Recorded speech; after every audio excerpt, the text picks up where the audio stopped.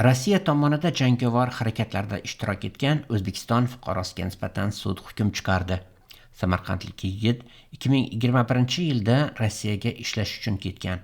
U yerda kuryer sifatida giyohvand moddalar bilan qo'lga olingan va 9 yilga qamalib jazoni o'tash uchun Nijniy Tagildagi 5-sonli koloniyaga yuborildi.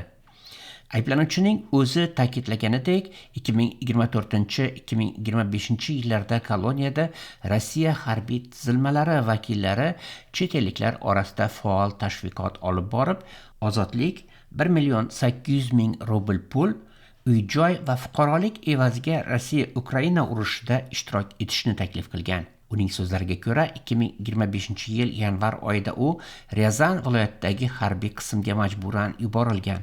Shundan so'ng u Donetsk va Luganskda tayyorlovdan o'tgan, janglarda qatnashgan va fevral oyida dron hujumi paytida oskолкali jarohat olgan.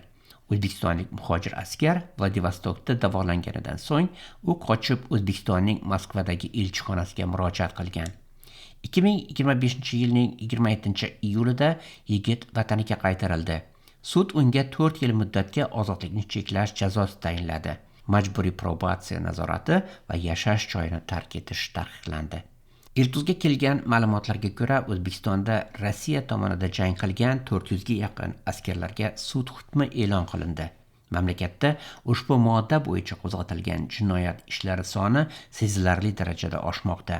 Asosiy jazo esa ozodlikni cheklash.